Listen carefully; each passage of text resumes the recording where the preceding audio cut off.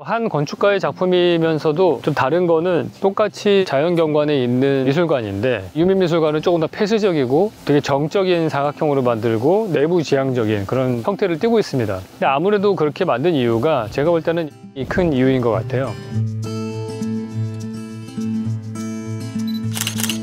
네, 저희는 지금 제주도의 유민미술관에 왔습니다. 과거에 이곳의 이름은 지니어스 로사이라는 이름이었어요. 그 지니어스 로사이가 우리가 이제 건축을 할 때 그 땅이 가지고 있는 특별한 혼이 있다고 믿는 그런 건데, 그래서 그 지역성을 특별하게 나타내는 그런 건축을 얘기할 때 보통 뭐 지니어스 로사이 뭐 이런 얘기를 하거든요. 그런 키워드를 씁니다. 근데 그게 이제 나중에 유민미술관으로 바꿨는데요. 저는 개인적으로 안도다도의 작품 중에서 우리나라에 있는 여러 개의 작품이 있는데 그 중에서 되게 뛰어난 작품 중에 하나라고 생각을 하고, 그 안도다도의 건축 컨셉을 혹은 건축 철학을 설명하는 데 좋은 사례가 되기 때문에 이 제주도에 온 김에 한번 이곳을 들러봤습니다. 이쪽으로 입구로 되는데 한번 가보시죠. 원래 안도의 작품들은 보면은 안에 메인 공간들을 가기까지의 그 진입 시퀀스가 되게 중요하듯이 이 작품도 역시 그렇습니다. 바깥에서 보시면은 담장으로 안에가 가려져 있고 입구를 통해서 들어가면은 안쪽에 여러 개의 정원으로 나눠져 있어요. 이런 곳들이 다 여기에 보면은 하나의 테마로 만들어져 있는 그런 가든이라고 들었습니다. 쭉 보겠습니다. 안도의 작품은 원래 노출 콘크리트를 쓰는 걸로 유명한데요. 특별히 예외적인 경우에 몇 군데에 노출 콘크리트 아닌 거를 쓰는 경우도 있어요. 그 노출 콘크리트로 물론 구조를 만들고 그 다음에 마감재를 그 위에다 붙이는 건데, 그 대표적인 사례가 하나가 뮤지엄 산이고요. 거기는 이제 파주석이라고 하는 돌을 썼어요. 건축주가 그거를 써달라고 요청을 했다고 합니다. 그 다음에 두 번째가 유민미술관인 것 같아요. 유민미술관은 뭐 제주도 하면은 가장 유명한 것이 아무래도 이 현무암이다 보니까 현무암을 통해서 건축 벽체를 다 커버를 한 그런 모습을 볼 수가 있습니다. 이 안에 한번 들어가 볼까요? 바람의 정원이네요. 잠시 발걸음을 멈추고 제주의 바람 소리를 느껴보라고 하는 곳입니다.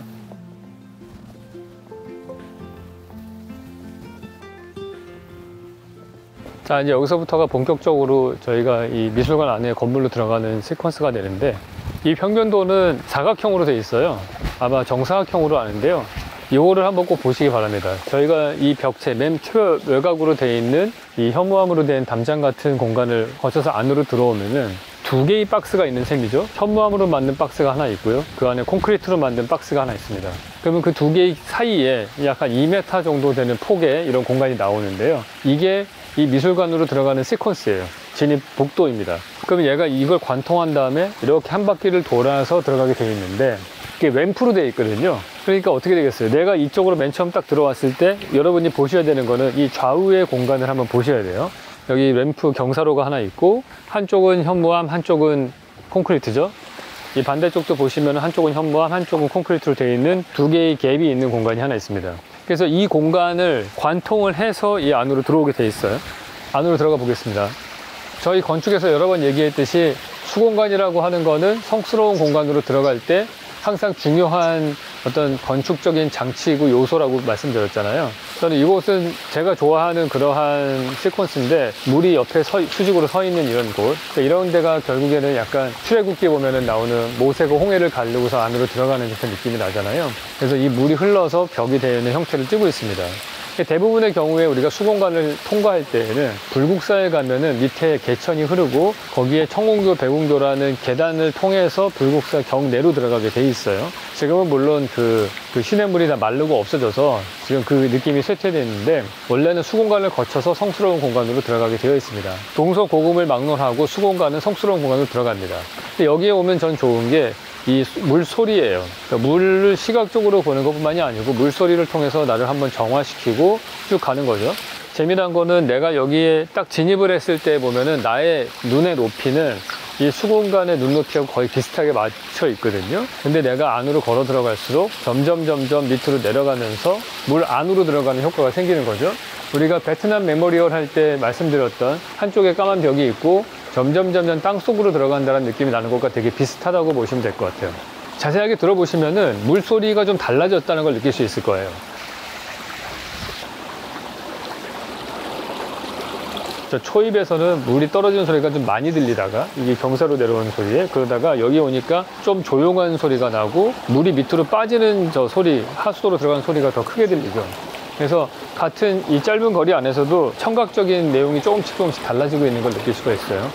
여기 오시면은 첫 번째 현무암 벽체 게이트가 있고요. 두 번째 콘크리트 벽체 게이트가 있고 수공간을 거치고 네 번째 시퀀스라고 할 수 있겠죠. 여기를 들어오는 거죠. 물론 앞에 매표소부터 시작하면 뭐 6, 7번째가 되겠지만은 이 건물을 보면 계속해서 레이어를 만들어서 다음 공간, 다음 공간, 다음 공간으로 들어가는 거죠. 그 문을 통해서 다른 공간으로 들어가면서 점점 더 중요한 공간으로 들어간다는 걸 느낄 수가 있어요. 그러니까 아까 보시면은 맨 처음에 정원이 있는 공간에서는 수평의 공간이었습니다. 그래서 평평한 공간에 여러 개의 가든들이 배치가 되어 있는 구성을 띄웠다면은 여기로 들어오면 이 수공간은 수직의 공간인 거죠.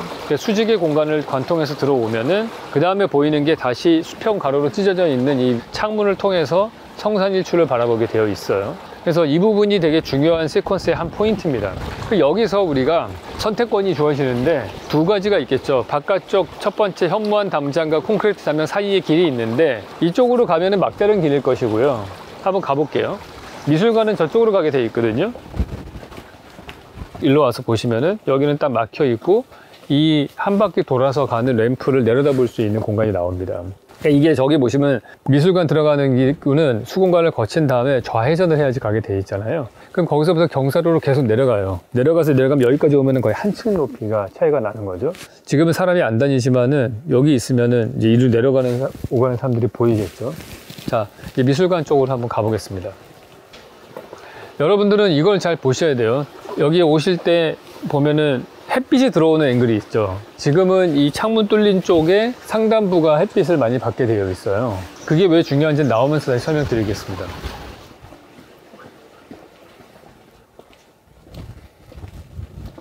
제주도가 참 좋긴 한데 여기가 바닷바람에 소음기가 너무 많기 때문에 백화현상 같은 것들이 너무 많이 일어나요. 여기 보시면 하얗게 나오는 것들 있잖아요. 소음기가 있을 때 생겨나는 문제거든요. 자, 여기 되게 중요한 포인트입니다.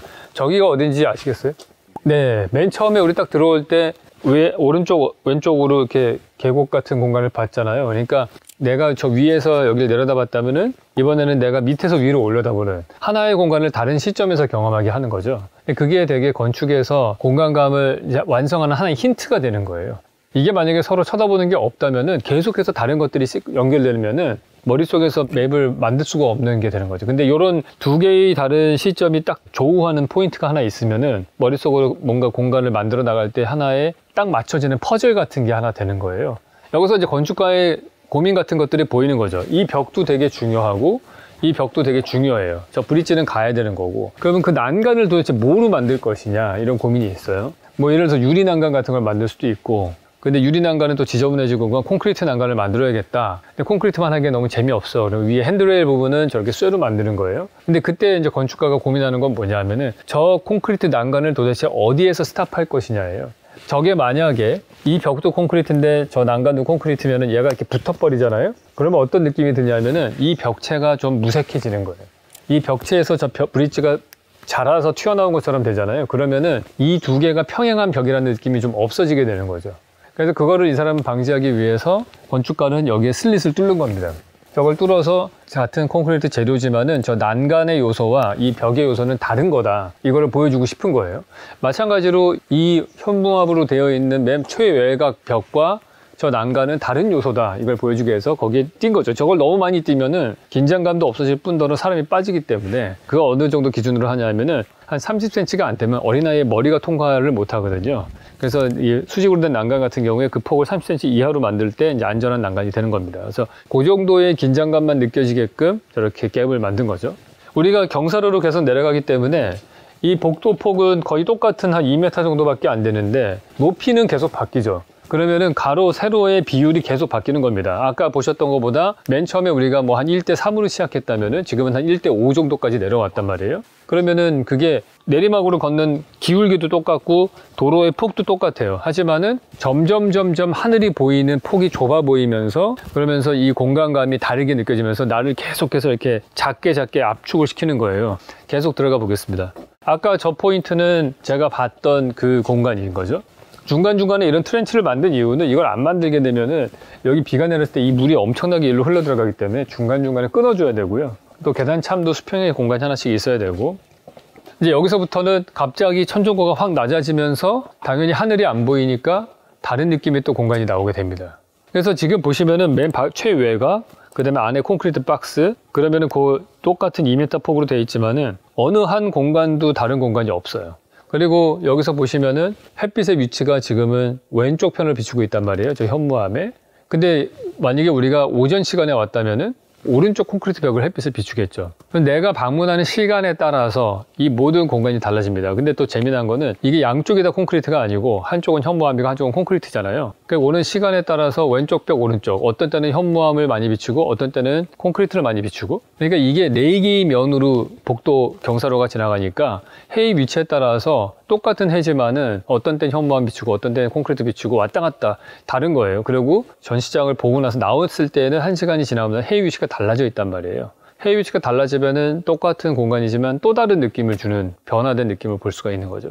그러니까 제가 강조하는 좋은 건축은 자연의 변화를, 미세한 변화와 느린 변화를 눈으로 볼 수 있게 공간적으로 해석해 준다. 그게 여기서 보여지는 케이스인 것 같아요. 아주 디자인 자체는 심플하지만은 경험은 단순하지 않은 그런 공간으로 들어가게 되는 겁니다. 가장 여지껏 우리가 왔던 공간 중에서 가장 어두운 공간에 접하게 되고요. 여기서 우리는 이 자동문을 통해서 안으로 들어가게 되는 거죠.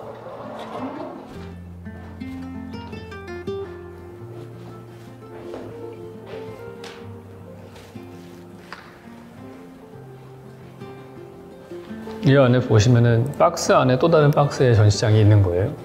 그러면 여기에 빛은 어떻게 처리했냐 보시면은 이 천정 부분의 저 끝에 고측 창이 쭉 지나간 거 볼 수가 있어요. 저기 아까 내려오시면서 보셨는지 모르겠는데 이 콘크리트 박스에 가로로 찢어져 있는 창문이 있었어요. 그래서 상층부의 좀 끝부분이죠, 이렇게. 그게 이제 내부에서 봤을 때는 이 천장 끝에 올라가는 거죠.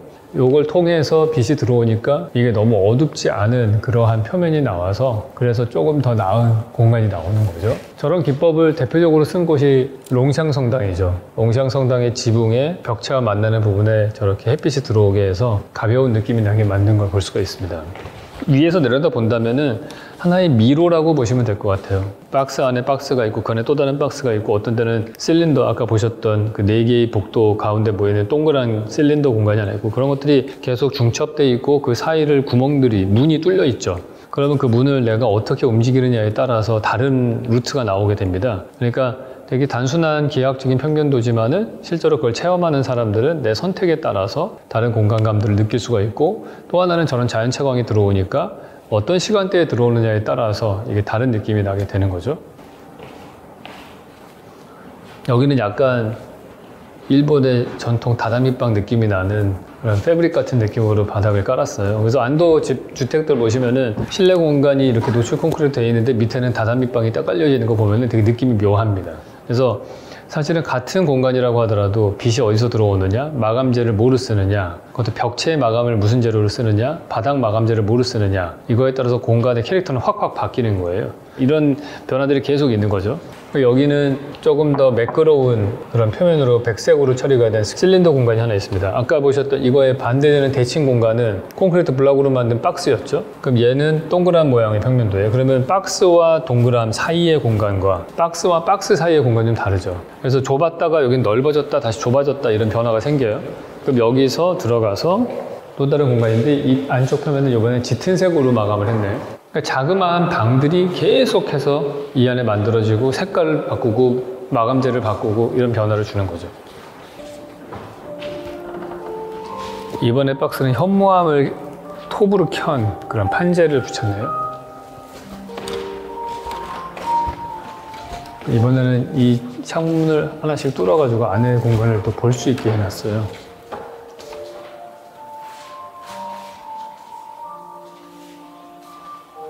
네, 이제 2층으로 올라가 보도록 하겠습니다. 저희는 램프를 타고 쭉 내려와서 이 갤러리 맨 밑에까지 와서 높은 천정고를 경험을 했고요. 그 다음에 다시 신발을 신고서 다시 2층으로 올라갈 거예요. 여기가 어떤 공간인지 한번 보실게요. 어디로 나가게 되는지.